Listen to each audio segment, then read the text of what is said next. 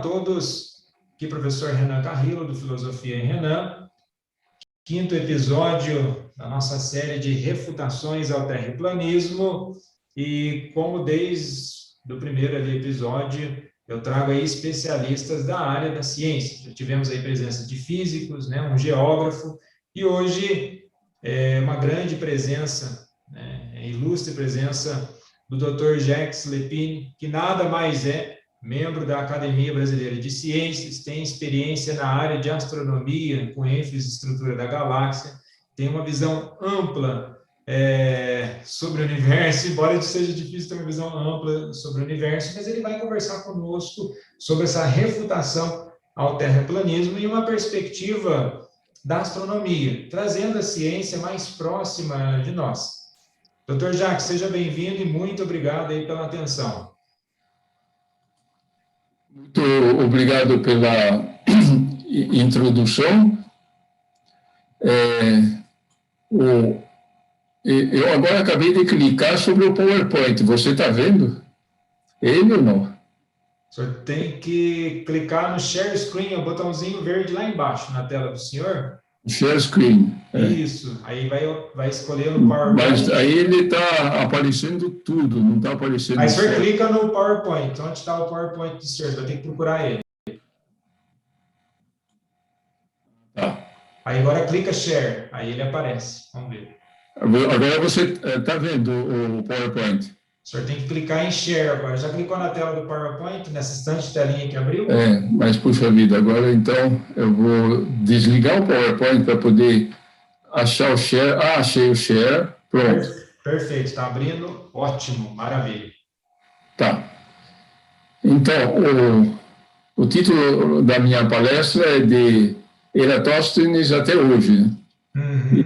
A ciência traz progresso. A ciência traz progresso é um lema da Academia Brasileira de Ciência, né? Então, a gente quer divulgar isso. E Aristóteles, logo vou falar dele.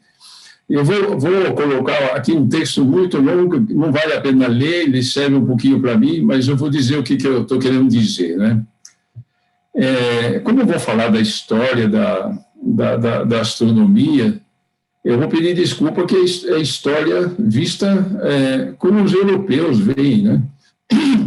Eu já fui meio acusado, às vezes, por um aluno desse meio racista, de só estar vendo a Europa, mas não.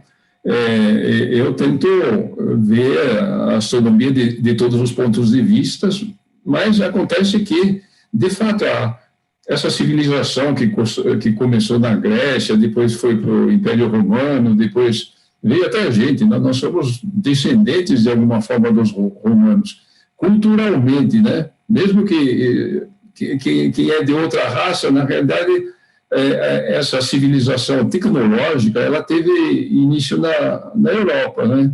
Quer dizer, a primeira máquina de vapor, os primeiros motores, o uso da eletricidade e tudo isso foi lá.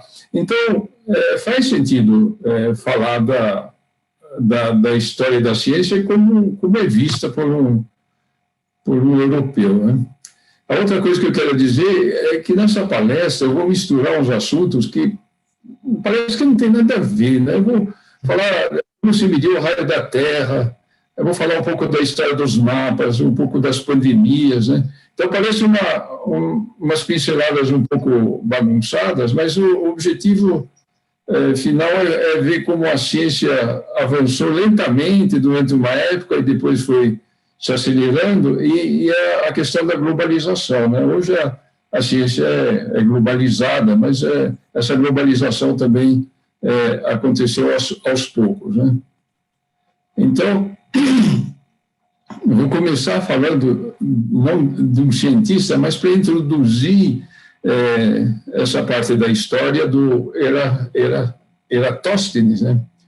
E aqui tem um mapa do Oriente Médio, aqui está a Grécia, aqui a Turquia, a Arábia Saudita, né?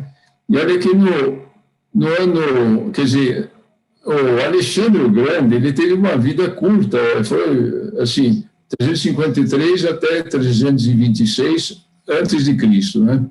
Você vê que aqui está escrito o nome dele em grego, e Mega é o Grande, Alexandre o Grande, né? Ele era rei da Macedônia, que a Macedônia era bem por aqui nesse cantinho, e ele se juntou com os povos gregos e foi avançando aqui no Oriente Médio. Ele passou aqui pela Arábia Saudita, pelo Irã, né? O Irã naquela época era, digamos, a Pérsia, né? O Império Persa. O Irã é diretamente descendente.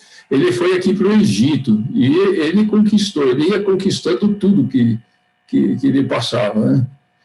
E ele foi até nas bordas da Índia, aí, no Paquistão, né? Tem esse rio aqui, ele chegou até lá. Então, ele foi o maior conquistador da história antiga. Quando ele foi para o Egito, ele foi nomeado faraó, quer dizer, ele pegava os títulos lá de quem reinava.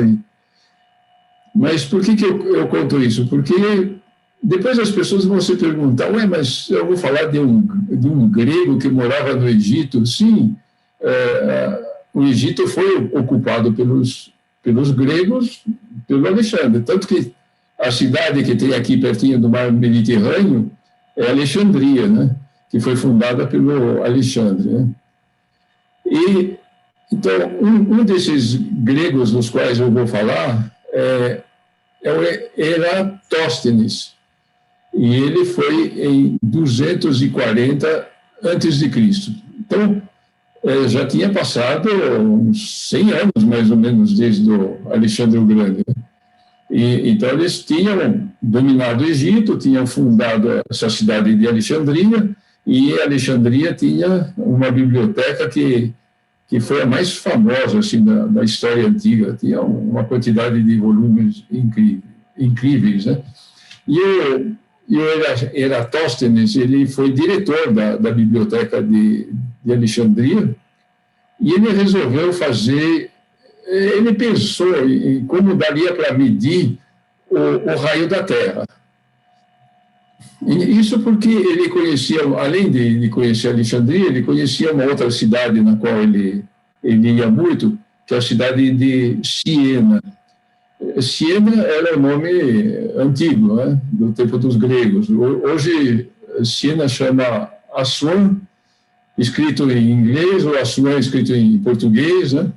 É o nome de uma barragem no Nilo, que é muito famosa, que foi iniciada em 1960 e terminada em 1971 pelo presidente do Egito, o Nasser, né?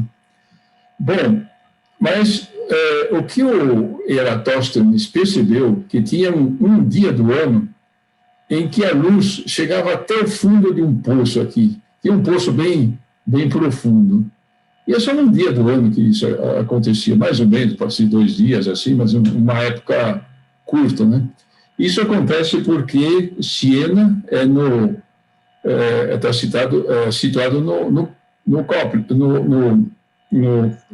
como se chama, o trópico do Capricórnio e o trópico do Câncer. Lá é o trópico do Câncer. Aliás, essa experiência que ele fez com o Sol chegando até ao fundo do poço, a gente poderia reproduzir em São Paulo, porque São Paulo também fica num trópico, né? Quer dizer, o Sol, aparentemente, ele fica passeando entre o trópico do norte e o trópico do sul, e ele volta, mas ele passa e volta, né?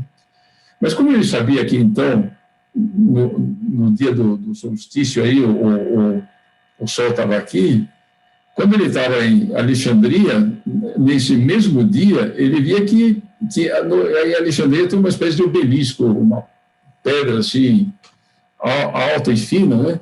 E que ela produzia uma sombra. E eu pensava, como é que lá tem a sombra e do poço não tem, né? Então, o Sol está distante da Terra e os raios solares vêm todos paralelos, né?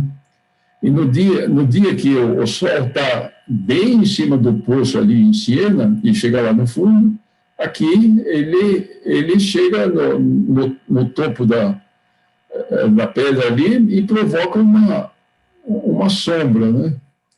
Então, ele fez o raciocínio seguinte: o ângulo aqui que a sombra faz, vista do topo aqui da pedra, né, que é 7,2 graus, ele mediu esse ângulo, é igual ao ângulo que é feito do lugar aqui até o lugar aqui, quer dizer, passando pelo centro da Terra.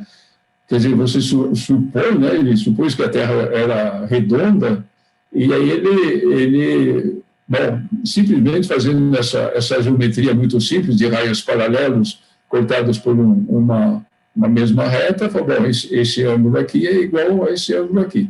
Então, ele sabia qual era o ângulo visto do centro da Terra que separava Siena de Alexandria.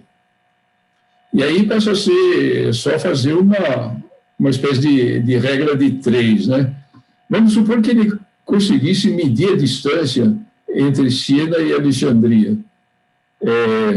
Medir distância se fazia naquela época simplesmente andando. Tinha uns funcionários públicos que eram pagos para medir lá, quer dizer, eles bem acertado, sempre o mesmo tamanho, dava para verificar, porque a unidade de distância era um estádio, né? Um estádio é mais ou menos 160 metros, né? Então, o técnico do governo andava ali e tinha que dar um número de passos certos, e depois eles andavam aí de Siena até Alexandria, como andavam para tudo quanto é canto para saber as distâncias, né? E aí, bom, se 7,2 graus aqui dá essa distância de 4.900 estádios, né? Estádio era a unidade de medida, e eles mediram lá, puxa, daqui até aqui dá 4.900 estádios, né? E um estádio é 160 metros, quer dizer, dá 784 quilômetros, né? Aí você faz essa 7,2 dá essa distância. Se fosse 360 graus, que é a volta toda da Terra, né, se aumentasse esse ângulo, então daria 2 π e 0, o raio da Terra. Então, com esse raciocínio aí, ele mediu o raio da Terra e chegou à conclusão que o perímetro da Terra era de 39.200 quilômetros. O que a gente sabe hoje é que é de 40 mil, tanto que a definição do metro, né, como unidade de medida é um dividido por 40 mil, né, do diâmetro da Terra. Aqui está a Rasuel, hoje em dia, só para dizer, bom, eu fico preocupado quando fizeram essa barragem, será que a barragem acabou entupindo esse poço aí do Eratosthenes, mas não tem a resposta para isso, né? Então, olha, o Eratosthenes, ele acabou com o terraplanismo, de uma certa forma, né? Porque ele partiu digamos, do conceito de que a Terra era redonda e mediu, né? E mediu certo. Mas ele também se preocupava em fazer mapas, coisas assim. Agora eu vou falar um pouco do Ptolomeu, Cláudio Ptolomeu. Ele é um grego de Alexandria também, porque Alexandria ficou nas mãos dos gregos assim por muito tempo, né? E ele nasceu no ano 100 depois de Cristo, né? E ele faleceu em 170 anos depois de Cristo. Quer dizer, o Eratóstenes era 240 antes de Cristo, e esse daqui é 100 depois, né? Então já passaram uns 300 anos aí, né? Ou 340 anos. E o Ptolomeu escreveu umas obras famosas aí, o Almageste, que é uma espécie de tratado de astronomia que ficou na história, e também um outro tratado que é Geografia, né? Então ele se preocupava em fazer mapas. E aqui está um mapa do Ptolomeu.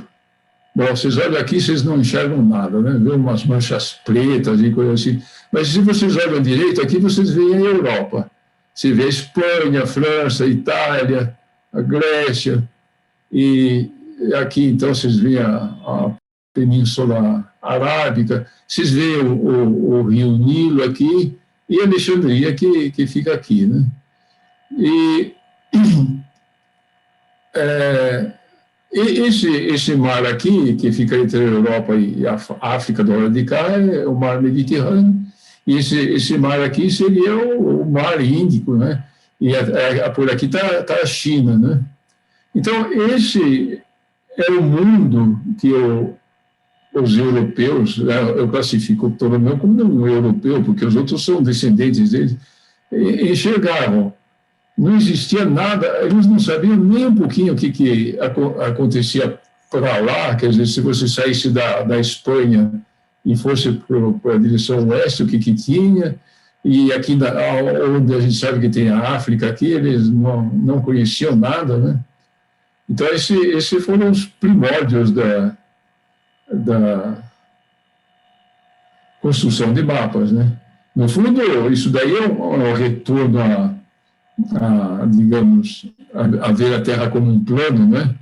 Mas, claro, não dá para a gente transportar globos terrestres o tempo todo, então acaba tendo que desenhar em cima de um plano, né? E agora eu vou aqui mostrar como é que eram os mapas da Idade Média. Aliás, esse aqui não é exatamente a Idade Média, porque ele foi feito em 1512, né? A gente tem tendência a dizer, bom, 1500 foi o final da Idade Média, porque aqui, se vocês forem ver, tem em Brasil, uma curiosidade, eles faziam os mapas do avesso, quer dizer, vocês veem que a África está apontando aqui para o polo sul desse lado e o polo norte aqui, e eles consideravam que Jerusalém era o centro do mundo, né? Porque vocês veem uma espécie de bola assim, e bem no centro dessa bola está aqui Jerusalém. E isso daqui é o mar Mediterrâneo, né? Isso era uma das formas de ver o mundo, né? Quer dizer, eles ignoravam o resto do planeta totalmente, né? Caminhando um pouquinho mais agora nessa história dos mapas, esse mapa aqui é mais ou menos o mesmo que eu mostrei antes, né? Só que o pessoal fazia, digamos, o mapa baseado naquele lá. E esse daqui é um mapa que foi feito na Europa, um globo terrestre que... Tem gente que diz que é o primeiro globo terrestre, né, em 1492. E ele é apelidado, tinha um nome alemão aqui, Erdapfel. Apfel quer dizer maçã em alemão, né? E é a terra maçã, porque eles não estavam acostumados a ver a terra como uma bola, né? Chamaram a terra maçã. Mas uma coisa interessante é que quando o pessoal da Idade Média pegava um mapa e falava, bom, onde é que nós estamos aqui? O primeiro cuidado que ele tinha é de colocar a parte de cima do mapa na direção do Oriente, né? Por quê? Porque o Oriente aqui, Jerusalém, era o centro do mundo. É lá que os eventos da Bíblia aconteceram, Jesus Cristo. Então, é o centro do mundo. Muito bem, então tinha que apontar para o Oriente. E é daí que veio essa palavra orientar, né? Vamos orientar esse mapa. Então, agora depois passou, orientar é dar uma orientação a uma pessoa e qualquer coisa. Mas a palavra vem daí, né? Desse costume. Mas, por volta de 1300, mais ou menos, foi introduzida a bússola, né? A bússola que é uma invenção chinesa que teve grande importância para o desenvolvimento do Ocidente, porque toda a navegação depois se tornou possível graças à bússola. A bússola é uma, digamos, agulha magnetizada que indica o norte, porque ela se alinha com o campo magnético da Terra, né? E o campo magnético vai de um polo até o outro, né? E agora a gente fala, puxa, eu estou desnorteado, ou eu vou nortear você, quer dizer, é o equivalente de orientado no sentido na Idade Média, né?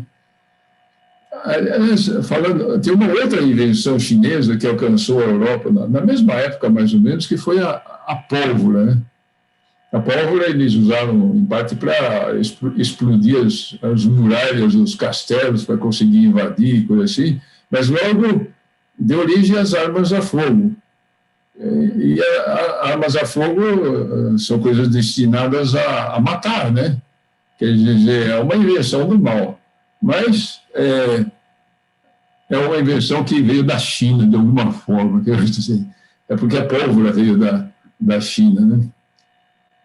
Mas eu não vou falar mal da China, não. É o mal dela. Agora vamos um pouco falar das grandes descobertas, né? Cristóvão Colombo. Puxa, o Cristóvão Colombo, ele poderia saber do que o Eratóstenes tinha feito e a medida do globo por ele, né?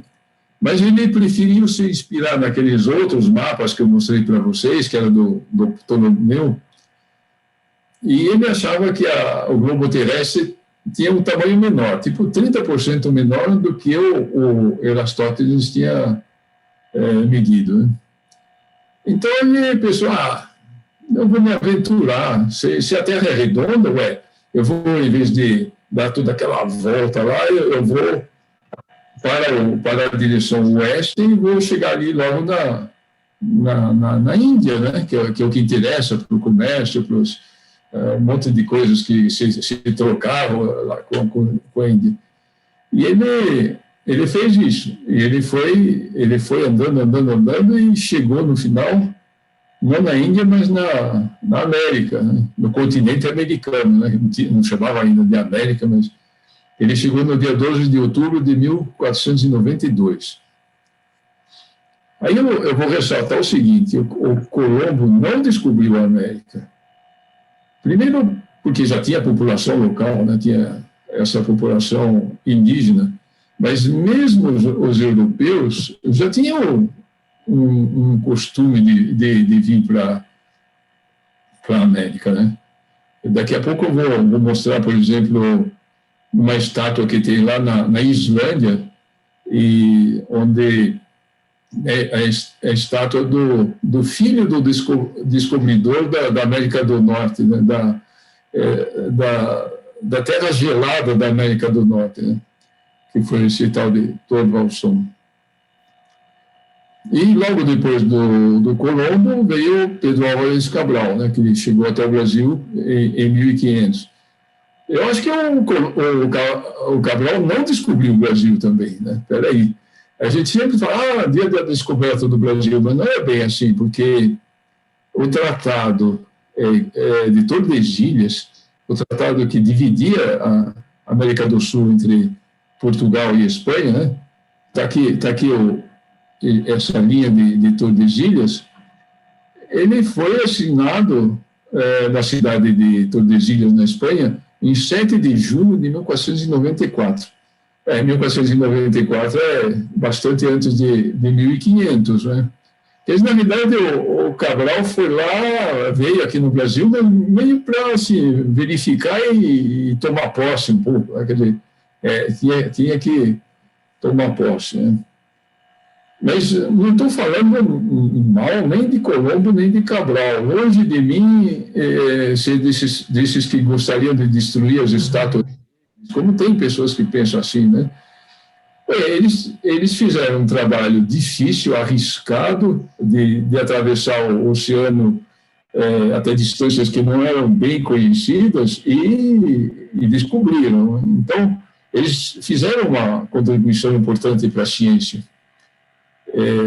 No fundo, o início da globalização, isso daí, né? Daí a pouco começa a navegar pelo globo inteiro e ocupar o globo inteiro e as civilizações se conhecerem, né? E aqui, como tem a foto Eu vou abaixar um pouquinho aqui, não. Quer dizer, porque eu mesmo não consigo ver, porque eu acho que eu consigo carregar aí, pronto. Não. Então, esse Ericsson é um nome bem típico lá da Europa do Norte, né? Ele é o filho do descobridor da América, mas ele mesmo, como ele foi morar na Islândia, né, que é uma ilhazinha ali no Atlântico do Norte, e ele viajava para a América com alguma frequência, né? Eram grandes pescadores, né, a profissão deles. E isso aqui, essa estátua aqui é em Reykjavik. Bom, graças às viagens dos navegadores portugueses, que começaram a circundar a África, os portugueses foram até o Japão. E a partir de 1542, quer dizer, bom, tipo uns 40 anos lá depois do Cabral, eles estabeleceram uma base de apoio comercial, mas com um acordo dos japoneses, né? E eles fundaram o porto de Nagasaki em 1751. E eles, aí, bom, no começo era só para o interesse do comércio, mas eles foram depois trazendo congregações de monges franciscanos e dominicanos que foram catequizando a população, e o que explica a forte presença da religião católica no Japão hoje, devido a esses portugueses que levaram os monges, né? E os portugueses foram lá para o bem e para o mal, porque eles também escravizaram japoneses e japonesas para vender em outros países e para levar para Portugal também, né? Mas, de alguma forma, esses episódios representam o início da globalização, né? Os portugueses indo lá do outro lado do mundo e criando, eu digo para o bem ou para o mal, mas eles deixaram uma boa lembrança, né, nos habitantes de Nagasaki. Aqui estou mostrando uma cerimônia anual que acontece lá no Japão, em Nagasaki, né, onde eles pegam uma caravela e ficam puxando, mas é uma caravela aí com as cruzes portuguesas, é tudo para lembrar dos portugueses, né? Então, vocês veem que eles lembram com carinho dos portugueses, né? E é assim que as relações humanas devem ser, né? A gente gostar dos outros povos, né? E se dar bem, se entender e aproveitar os conhecimentos. Na língua japonesa está cheio de palavras que vem do português, né? Sabão é sabão, copo é copo, tempurá vem de tempero, por aí, né? Quer dizer, eles, naquela época, adotaram essas palavras e essas palavras permanecem até agora. Só que o japonês foi enriquecido de palavras inglesas, assim, em quantidade enorme, é tudo assim de origem inglesa. Elevador é eleveto, eu poderia lembrar de muitas assim, né? Mas assim, a amizade dos povos é uma coisa importante. Agora vamos falar um pouco da história das pandemias. As pandemias acompanharam o crescimento aí da ciência, o crescimento da população, dos conhecimentos. Atenas, na Grécia, Atenas, na época, era, digamos, o lugar mais civilizado, né, desse mundo ocidental do qual nós somos descendentes, de alguma forma. Essa cidade foi dizimada por uma pandemia no ano de 430 a.C., né? Vocês veem que é uns 200 anos antes do Alexandre o Grande, do qual eu falei, mas o tempo passava ali. Aí teve uma outra doença forte, que o pessoal chamou de praga de Justiniano, porque ela era na época do imperador Justiniano, mas isso era o imperador já do lado romano, né? Quer dizer, o Império Romano. em 541 depois de Cristo. E o pessoal estima que essa peste, né, durou uns 200 anos. Dá para acreditar nisso? Ela teve início no Egito, e aí ela foi até a capital do Império Bizantino, que era a sede da Igreja Ortodoxa, né? Depois, e naquela época o nome era Constantinopla, que era a cidade do Constantino, e hoje é Istambul, e é a capital da Turquia, né? E essa praga de Justiniano, na verdade, é uma peste bubônica. Então, é uma peste que é transmitida através de pulgas e de ratos contaminados, né?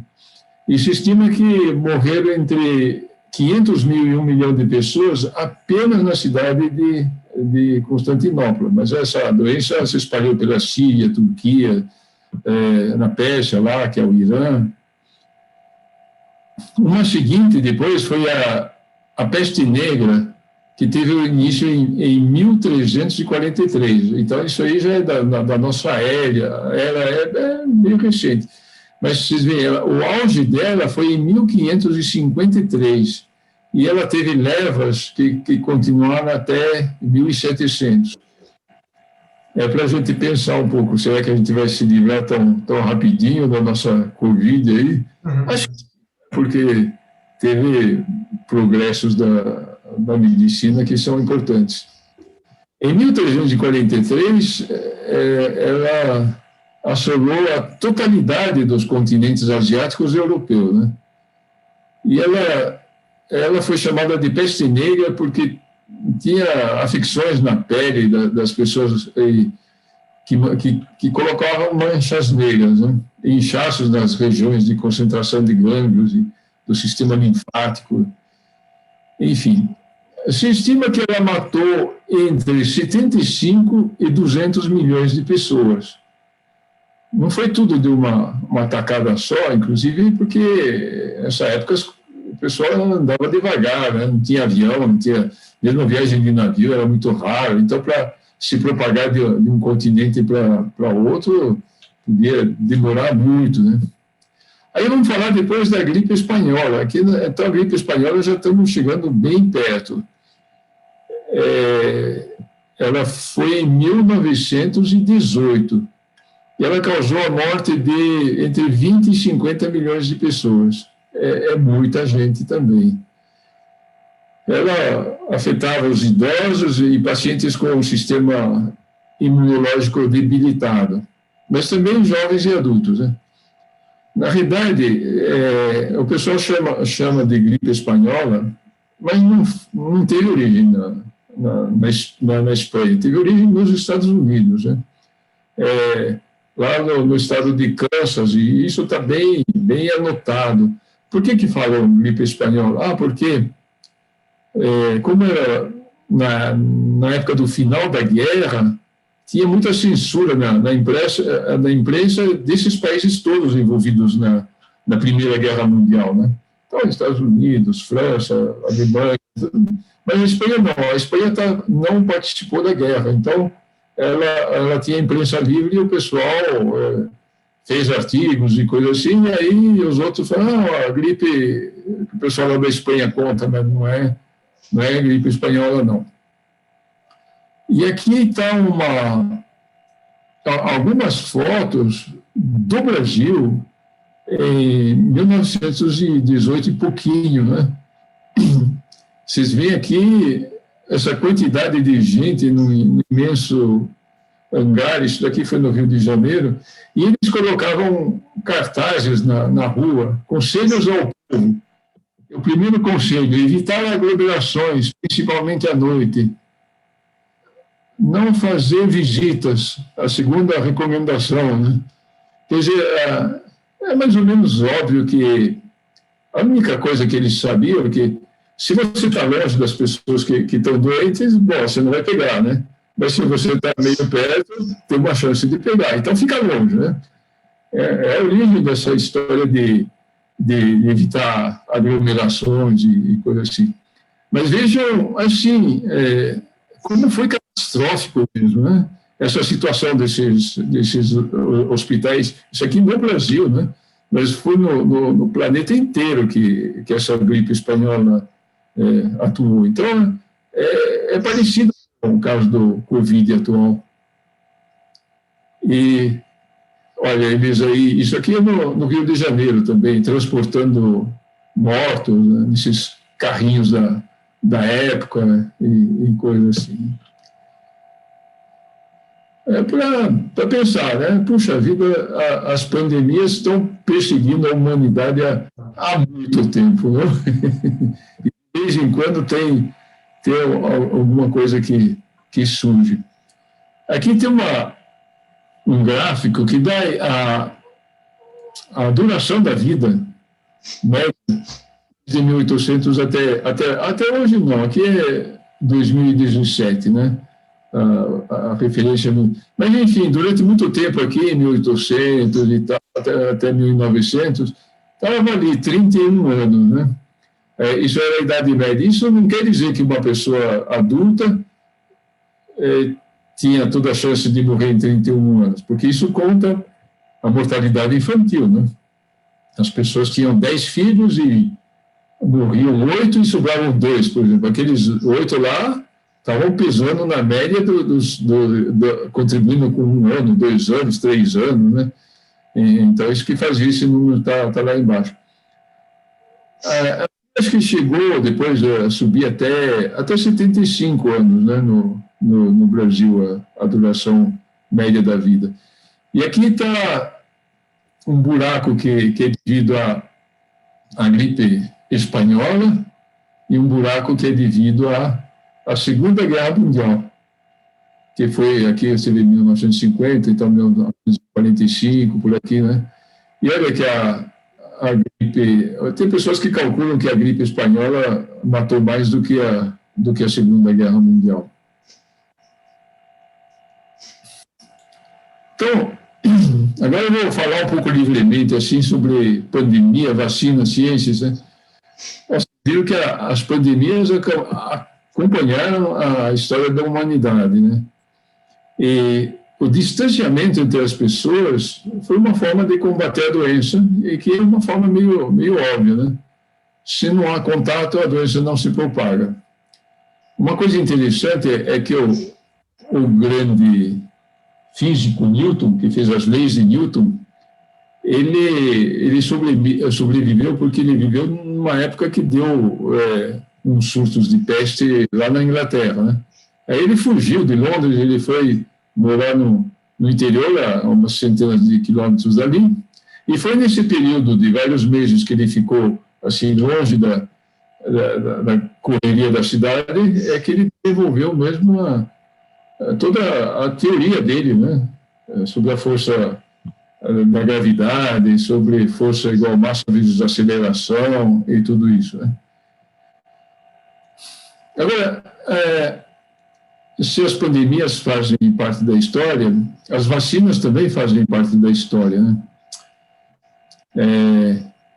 Tem uma coisa que eu não escrevi aqui, mas a imperatriz Catarina da Rússia, que viveu lá pelos anos 1750, ela viveu muito tempo, né? Foi imperatriz mesmo por muito tempo. Ela se prestou como voluntária para uma eventual vacina da varíola, né? Porque o pessoal já tinha percebido, tem umas pessoas que pegam a varíola e é muito forte e morrem, tem outras que ali conseguem, assim, uma varíola fraquinha. Então, se você contamina a pessoa com a varíola fraquinha, vai pegar a fraquinha e fica protegida da outra, né? Foi mais ou menos o raciocínio. E ela se vacinou assim e fez, né? A humanidade conseguiu eliminar um grande número de doenças graças à vacina, né? A varíola, do qual eu estou falando, febre amarela, paralisia infantil. Puxa, eu conheci tantas pessoas quando eu era pequeno que ainda tinham lá suas deformações devido à paralisia infantil, meningite, algumas formas de hepatite, a tuberculose, o sarampo. A tuberculose, depois passaram a conseguir tratar com antibiótico. Então, tem outras doenças, que é a lepra, cólera, AIDS, que foram vencidos com antibiótico ou antivirais, né? Mas, vamos dizer, a história da humanidade é uma luta para desenvolver vacinas também. E, geralmente, as vacinas demoravam porque a medicina não andava tão rapidinho quanto hoje, né? Aí eu me pergunto, bom, qual que é a lógica de alguém que protegeu sua saúde contra todas essas doenças com vacinas, né?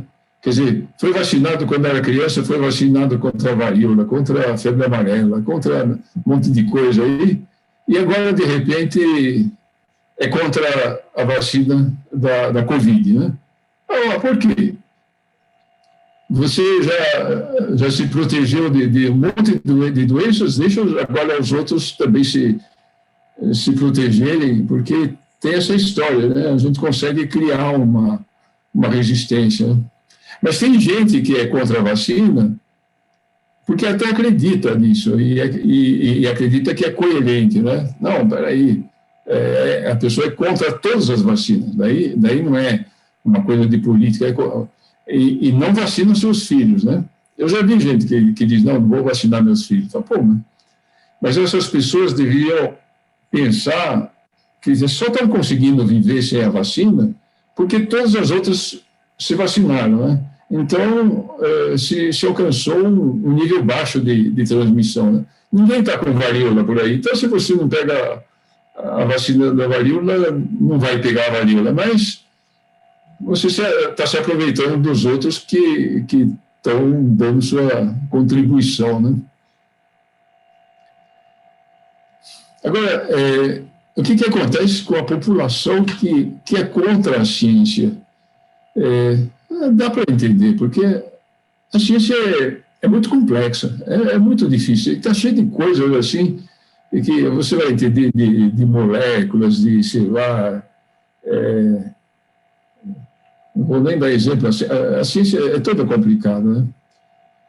Então, a maior parte da população não entende a ciência. Então, para ela, a verdade e a não verdade têm o mesmo valor, né? Ela tem o valor da confiança, eu tenho confiança da pessoa que me falou que é assim, e pronto, né? Então, as fake news podem ser bem acolhidas, né?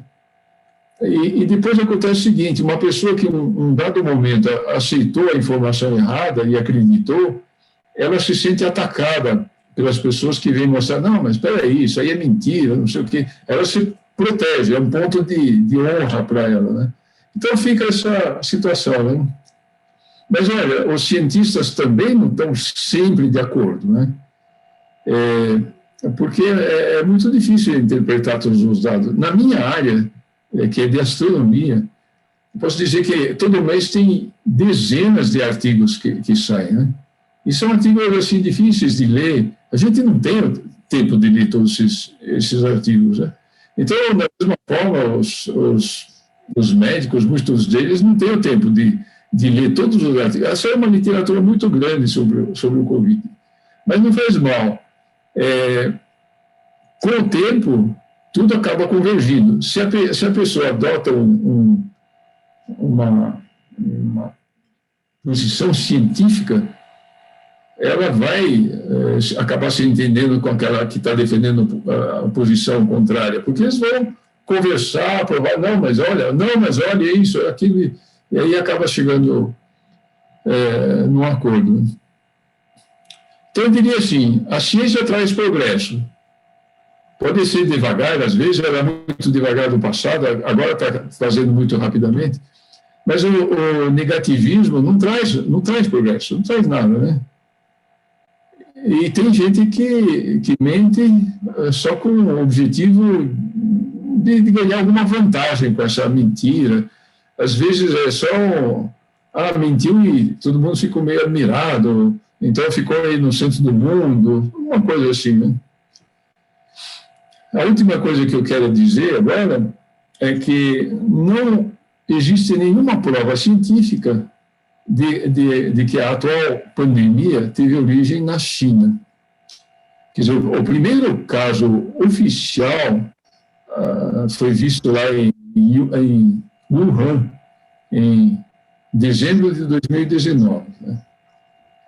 Mas eu andei acompanhando algumas pesquisas que foram feitas na França, em que eles pegaram... todo mundo acredita, então, que começou no 1º de janeiro de 2020, mais ou menos, é quando começou a pandemia. Né?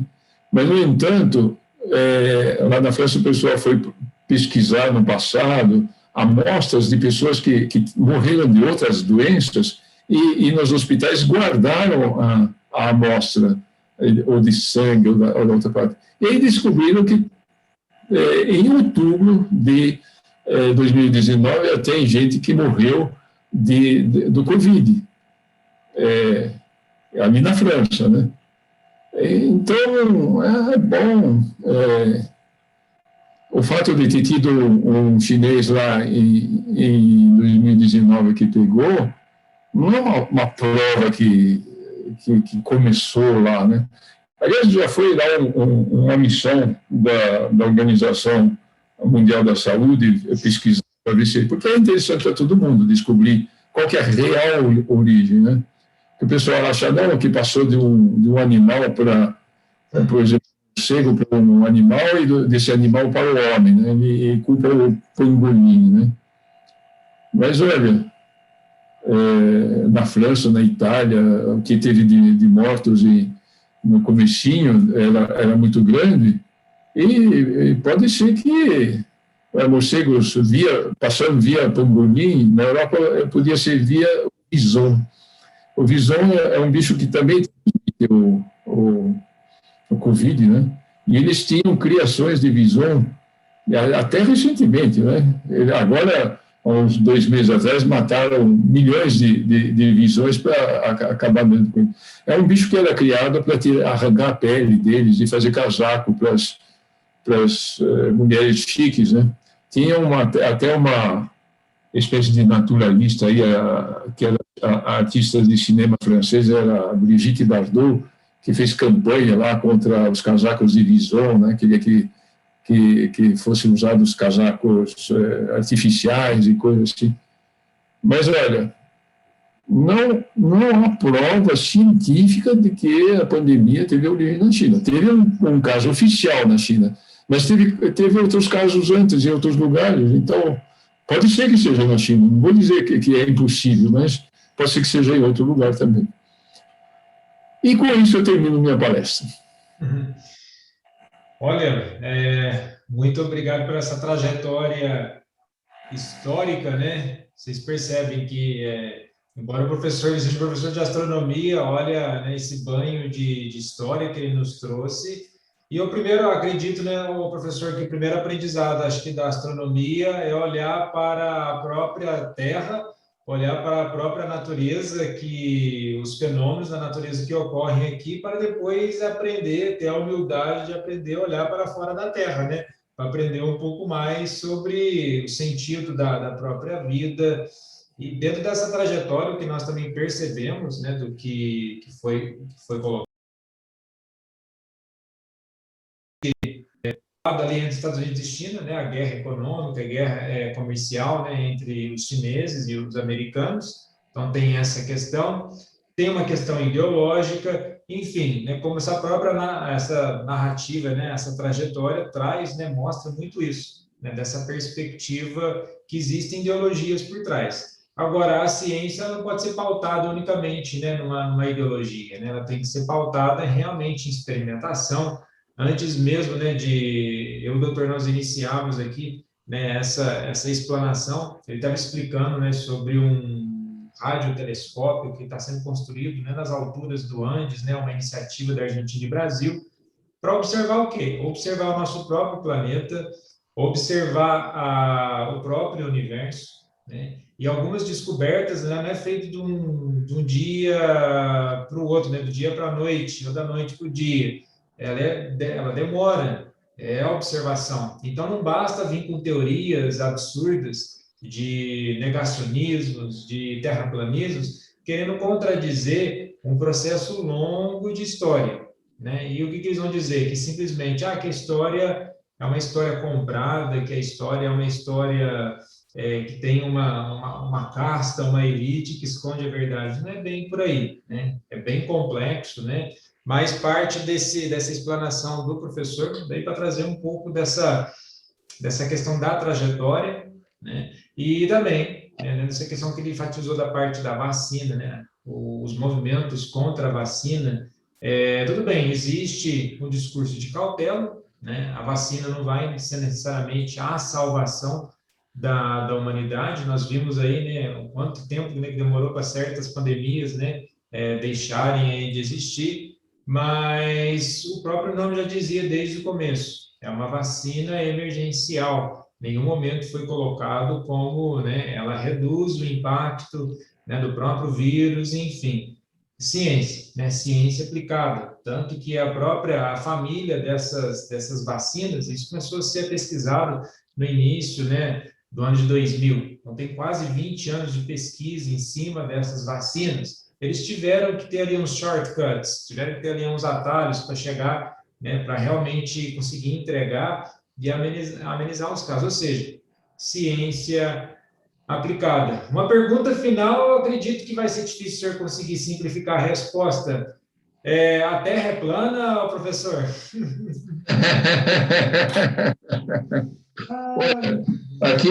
Aqui no meu quarto está pleno o chão, né? Então, a gente olha uma região limitada, a gente pode até pensar que é plano, mas não é plano, não. Professor, muito obrigado aí pela atenção, pelo tempo e, pessoal, fiquem aí. Eu é que agradeço pelo convite, que é sempre um prazer falar aí com um público maior. Tá certo. Muito obrigado, pessoal, e até mais. E continue acompanhando a série que teremos mais episódios sobre outros assuntos. Tchau, tchau.